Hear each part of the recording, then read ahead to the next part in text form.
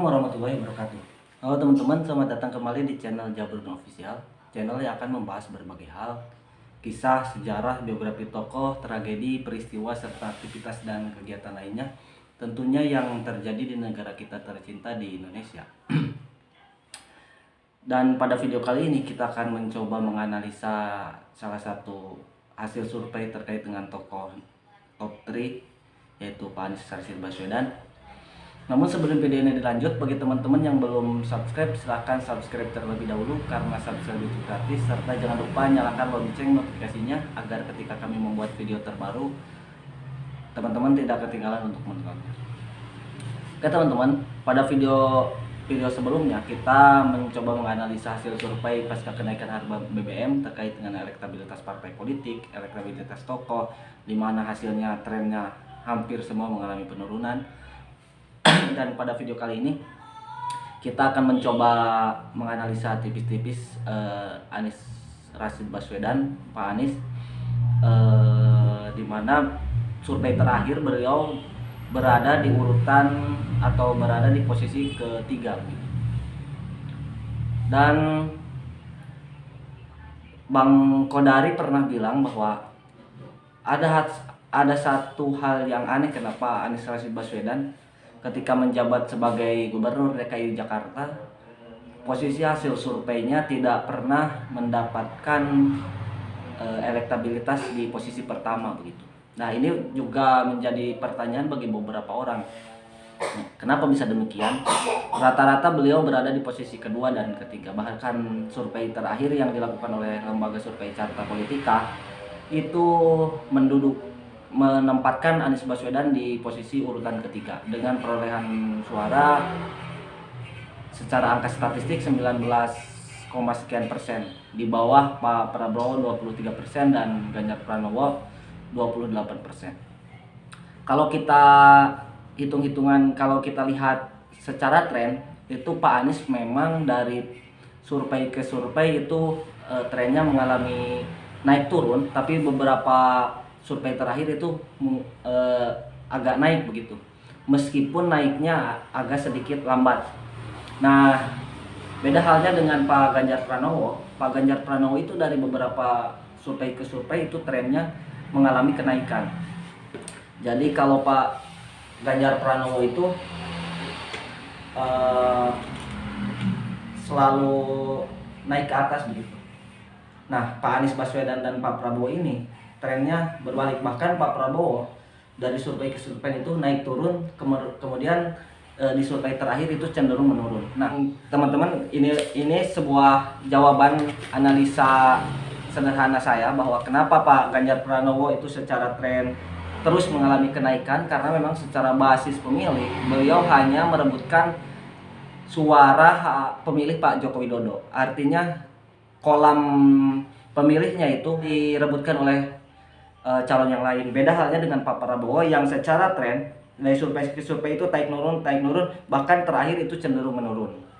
Nah, jawabannya adalah pertama karena suara Pak Prabowo itu direbutkan oleh Pak Anies Rashid Baswedan, sehingga secara trennya Pak Anies itu mengalami naik turun, tapi kalau diakumulasikan secara keseluruhan beliau mengalami kenaikan meskipun agak sedikit lambat naik. Nah, suara Pak Prabowo ini direbutkan oleh beberapa tokoh. Salah satunya adalah tokoh Jawa Barat, yaitu Pak Ridwan Kamil. Secara tren Pak Ridwan Kamil mulai naik hampir 2 digit, bahkan terakhir itu 7, sekian gitu. Kemudian suara Pak Prabowo juga direbutkan oleh Pak Sandiaga Uno dan termasuk direbutkan oleh Pak Anies Baswedan. Artinya bahwa kenapa Pak Anies Baswedan selama kepemimpinan 5 tahun menjadi gubernur tidak ada selebrasi hasil survei secara elektabilitas yang mampu menduduki Pak Anies Baswedan di urutan pertama. Beda halnya ketika 2013 dulu, ketika Pak Jokowi menjabat sebagai Gubernur DKI Jakarta, itu baru beberapa tahun beliau menjabat sebagai Gubernur DKI Jakarta, elektabilitasnya sangat tinggi. Kemudian langsung di posisi urutan pertama. Nah, Pak Anies Baswedan walaupun sudah selesai menjabat sebagai Gubernur DKI Jakarta Oktober kemarin, itu harusnya beliau itu memanen pasca 5 tahun menjabat sebagai gubernur. Tapi kenapa tidak ada selebrasi demikian? Karena memang basis pemilihnya antara Pak Anies Baswedan, Pak Prabowo Subianto, Pak Sandiaga Uno, kemudian Pak Ridwan Kamil itu satu kolam, hampir satu tipe masyarakat yang memilih beliau begitu. Nah, itu analisa saya yang pertama. Kemudian bagaimana cara agar Pak Anies Baswedan ini mampu menutupi kelemahan beliau ketika menjelang Pilpres 2024 mendatang. Salah satu solusinya adalah hampir mirip dengan Pak Prabowo Subianto. Beliau itu lemah di wilayah Jawa Tengah dan Jawa Timur. Makanya asumsi saya bahwa jika beliau ingin memenangkan Pilpres di 2024 mendatang, itu wakilnya harus secara elektoral harus dari wilayah Jawa Tengah dan Jawa Timur. Bisa mungkin Ibu Khofifah Indar Parawansa, kemudian bisa juga Pak Agus Harimurti Yudhoyono. Dan kalau kita lihat keunggulan ketika Pak Anies Baswedan didampingi oleh Ibu Khofifah Indar Parawansa, itu ada beberapa keuntungan. Salah satunya secara elektoral, secara sektoral juga beliau dari Jawa Tengah dan Jawa Timur, yang mana Pak Anies lemah di wilayah sana. Kemudian yang kedua, secara basis ke-NU-an juga Ibu Khofifah Indar Parawansa merupakan ketua Muslimat NU begitu. Jadi ada beberapa kekuatan, termasuk yang ketiga adalah mewakili dari secara gender begitu. Atau namun hal ini lebih diperkuat ketika Pak Anies disandingkan dengan Pak Agus Harimurti Yudhoyono. Hasil surveinya ada sedikit meningkat begitu. Jadi secara populasi umum itu isu yang berkembang di masyarakat yang diharapkan oleh masyarakat juga berbeda-beda. Karena memang mungkin tingkat pergaulan, tingkat pemahamannya juga berbeda-beda. Di masyarakat umum itu rata-rata yang diharapkan meneruskan Indonesia itu mereka yang mampu mengatasi kemiskinan, kemudian lapangan pekerjaan, kemudian juga perubahan tentang harga bahan-bahan pokok dan lain sebagainya. Beda halnya dengan generasi milenial dan generasi Z. Mereka berharap bahwa yang orang yang mampu melanjutkan kepemimpinan Indonesia adalah mereka yang mampu mengatasi korupsi, kemudian mampu melindungi data-data warganya dan lain sebagainya. Jadi ada diskomunikasi isu yang diharapkan oleh masyarakat. Nah, Pak Anies ini harus mampu mengkolaborasikan antara pemilih secara populasi umum dan populasi milenial begitu. Karena memang di 2024 nanti itu 50 juta lebih kebanyakan usia di atas 17, di bawah 40 tahun. Artinya bahwa isu ini harus benar-benar ditampung. Kemudian yang kedua, berita terakhir bahwa PKS juga mulai menyodorkan ketika hasil dari rapat kecil PKS menyodorkan nama Bapak Ahmad Heriawan, di mana beliau sebagai gubernur Jawa Barat 2 periode. Secara elektabilitas memang Pak Heri itu belum masuk radar survei top 5, top 6 begitu. Jadi secara survei, namun secara kapasitas dan kapabilitas PKS yakin bahwa Pak Ahmad Heriawan mampu mengurangi dan mampu mendampingi Pak Anies Baswedan dengan baik begitu, sehingga PKS menyodorkan nama Pak Ahmad Heriawan. Sedangkan dari Demokrat sendiri kita tahu dari dulu sudah digadang-gadang untuk mendampingi Pak Anies Baswedan dari Demokrat adalah Pak Agus Harimurti Yudhoyono. Dan kalau dua sosok ini bersanding atau bersamaan, Pak Anies dan Pak Ahy, saya rasa secara populasi umum belum begitu matang, namun secara populasi generasi milenial dan generasi Z memang sudah sangat begitu cocok dan ketika disandangi dengan Pak Agus Harimurti Yudhoyono.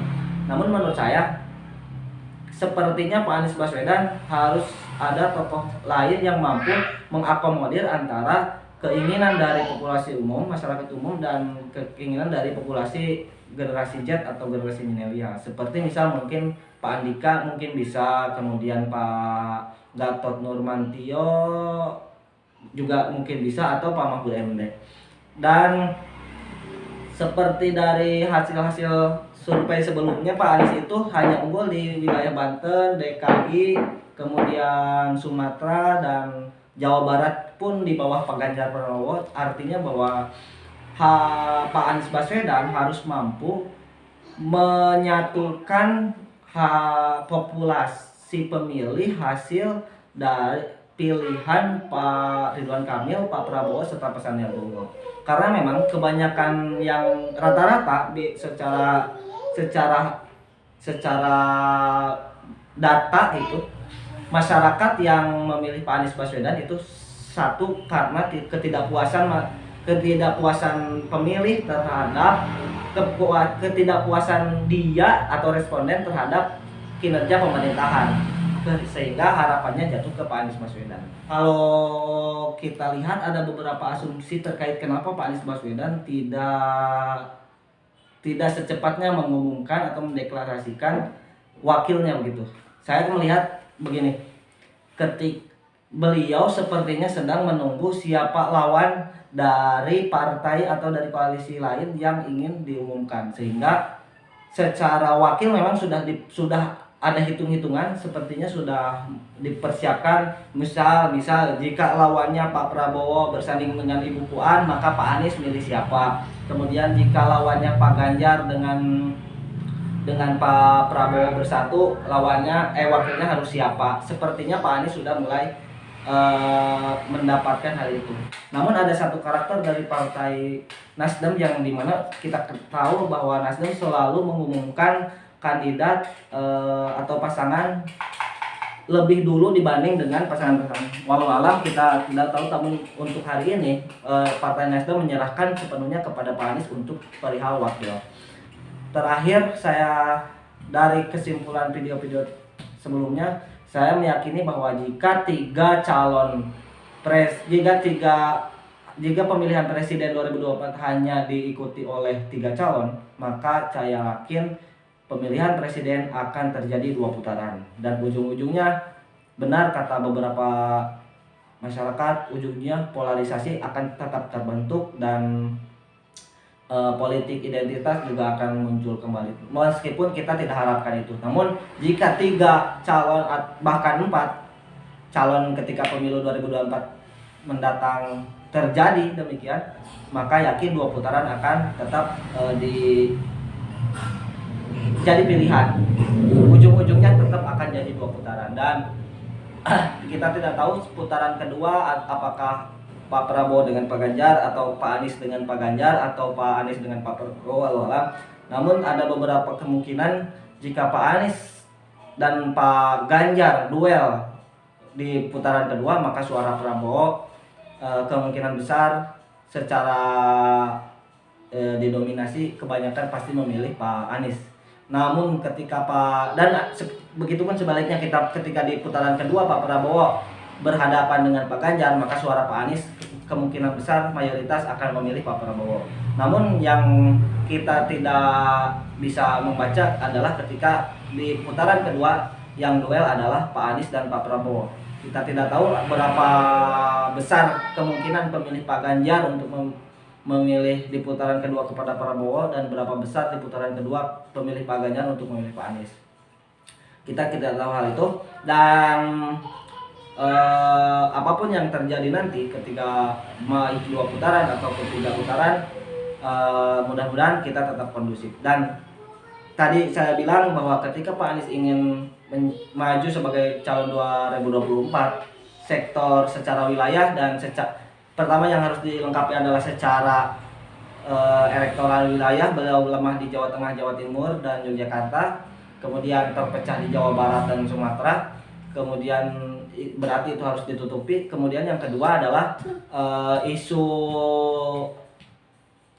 secara populasi umum dan secara populasi anak-anak milenial dan generasi Z itu harus terakomodir. Artinya jangan sampai calonnya Pak Anies berpasangan dengan yang tidak mampu mengakomodir keinginan dari populasi umum dan tidak keterwakilan ke populasi Z dan milenial. Dan yang ketiga terakhir, karena kita lihat akhir-akhir ini Pak Anies sering roadshow ke berbagai partai politik, ke berbagai tokoh, dan saya rasa pengumuman atau deklarasi wakil dari Pak Anies Baswedan untuk calon presiden 2024 untuk segera diumumkan agar tidak ada anggapan bahwa tokoh yang lain itu merasa dikhianati begitu. Sehingga mereka kalau diumumkan sejak dari awal, mereka sudah